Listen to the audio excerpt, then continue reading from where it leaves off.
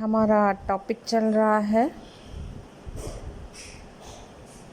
राष्ट्र राज्यों का उदय। उसके अंतर्गत रूस में राष्ट्र राज्य का उदय हम डिस्कस कर रहे थे, जिसके अंतर्गत हमने रूस में राष्ट्रीय राज्य के उदय की ऐतिहासिक पृष्ठभूमि को डिस्कस किया था।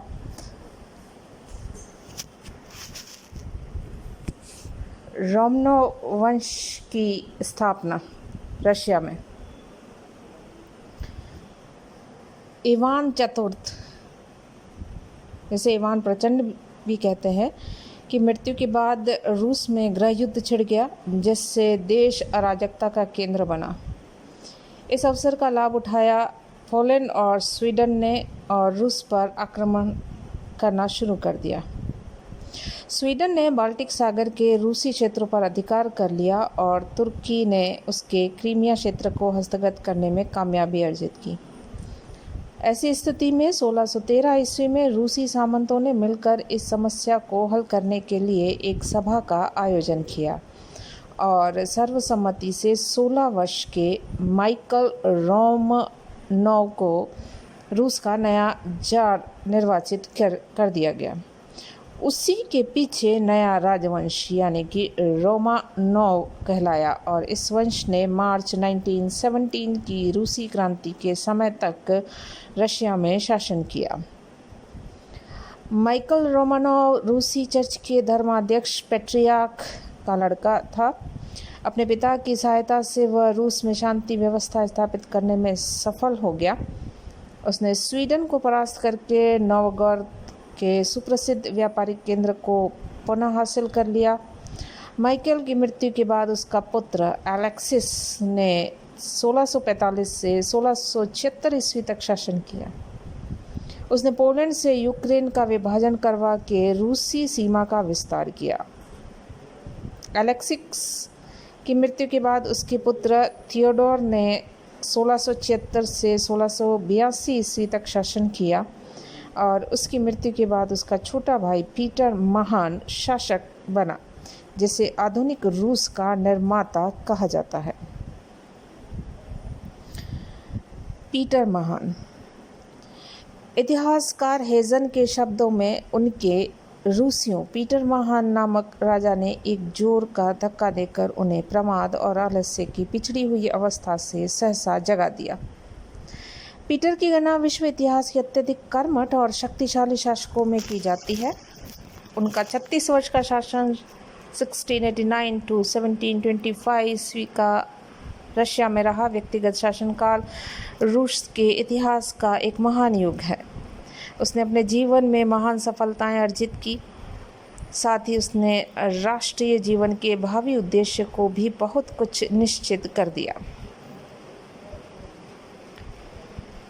पीटर ने सिंहासन रूढ़ होते ही अनुभव किया कि रूस को पश्चिमी देशों के समकक्ष लाने के लिए रूसी प्रशासन तंत्र का पुनर्गठन, औद्योगिक विकास और सांस्कृतिक प्रगति के कार्यों को प्राथमिकता देने की आवश्यकता है। पश्चिमी यूरोप के साथ सुविधाजनक व्यापार मार्गों का निर्माण करने और सांस्कृतिक संपर्क को सुदृढ़ बनाने के लिए रूस को समुद्र तक पहुंचने के मार्गों की ज़रूरत है। अपने शक्तिशाली पड़ोसियों से अपनी रक्षा के लिए नियमित सेना तथा नौसेना का निर्माण भी आवश्यक पीटर ने माना।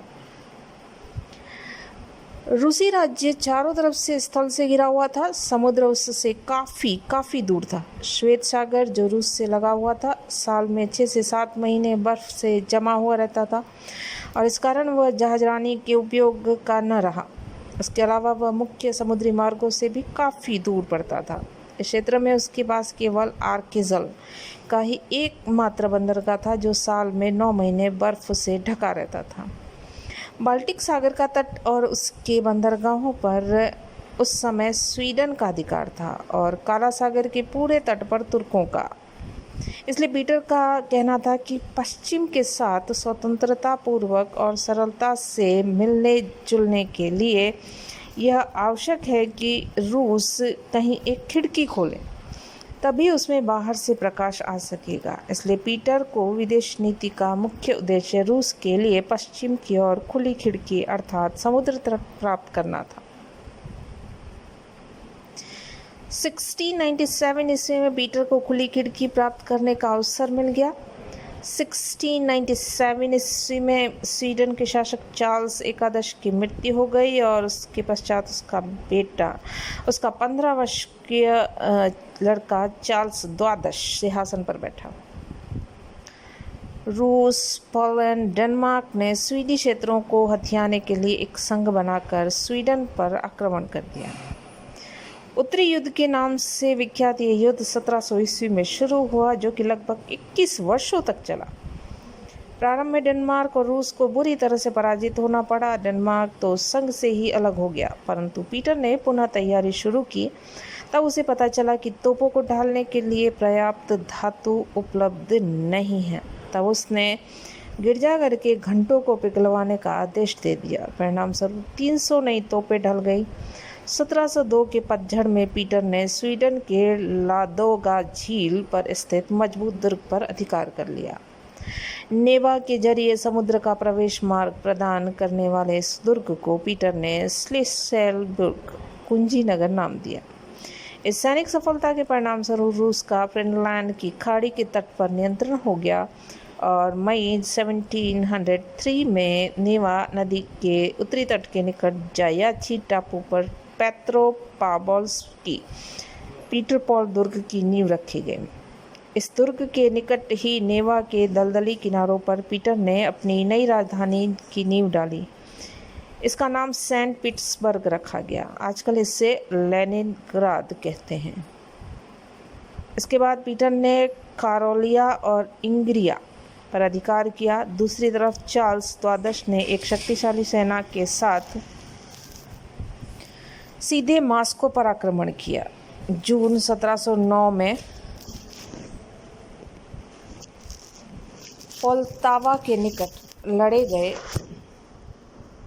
युद्ध में पीटर ने स्वीडों पर निर्णायक विजय प्राप्त की। चार्ल्स शेष सेना के साथ तुर्कों की भूमि की तरफ आगे बढ़ा और तुर्की के सुल्तान से रूस पर आक्रमण करने का अनुरोध किया।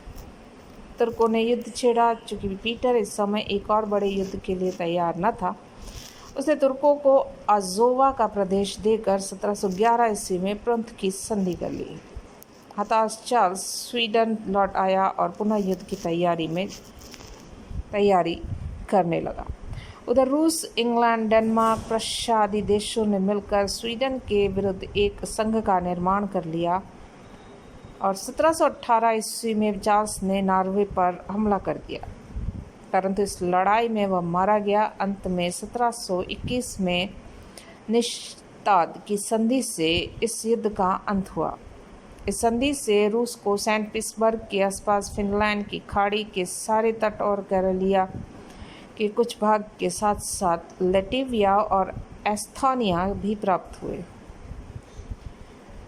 इससे रूस के दो और सुविधाजनक बाल्टिक तटीय बंदरगाह रीगा और रेवेल मिल गए और इस प्रकार स्वीडन को परास्त कर पीटर बाल्टिक सागर में खुली खिड़की प्राप्त करने में सफल हो गया और उसी वर्ष पीटर महान ने संपूर्ण रूस के सम्राट की उपाधि भी धारण कर ली।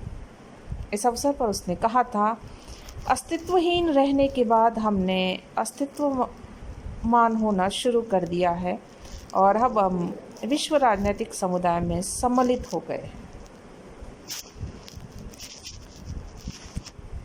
पीटर के आंतरिक सुधार। पीटर रूस को एक आधुनिक देश बनाना चाहता था, परंतु उसके मार्ग में 3 प्रतिक्रियावादी तत्व बाधक थे।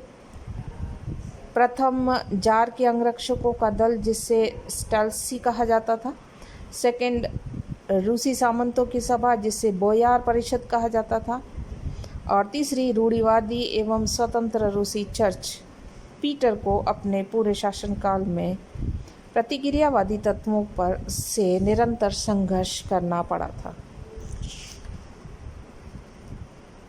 तुर्कों के विरुद्ध यूरोप के प्रमुख ईसाई राज्यों से सहायता प्राप्त करने के उद्देश्य से 1697 ईस्वी में रूसी सरकार ने एक विशेष मिशन भेजा।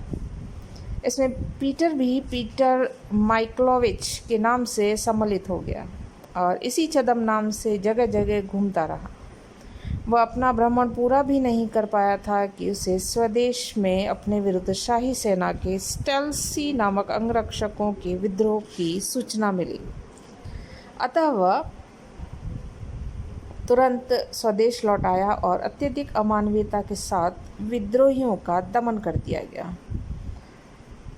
स्टेल्सी अंगरक्षक दल को भंग कर दिया गया और पीटर ने सुधारों की तरफ ध्यान देते हुए सर्वप्रथम रूसी सेना का पुनर्गठन करने का काम शुरू किया और एक नियमित सेना की स्थापना की गई और सैनिकों के प्रशिक्षण की पूरी व्यवस्था की गई।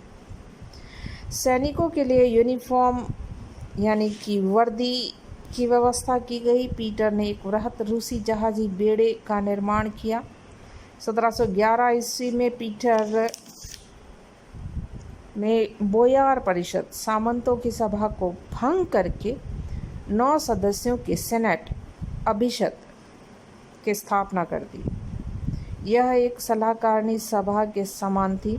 बोयार परिषद के समाप्त हो जाने से सामंतों की शक्ति क्षीण हो गई, जिससे पीटर को अपने सुधारों को लागू करने में सुविधा हो गई।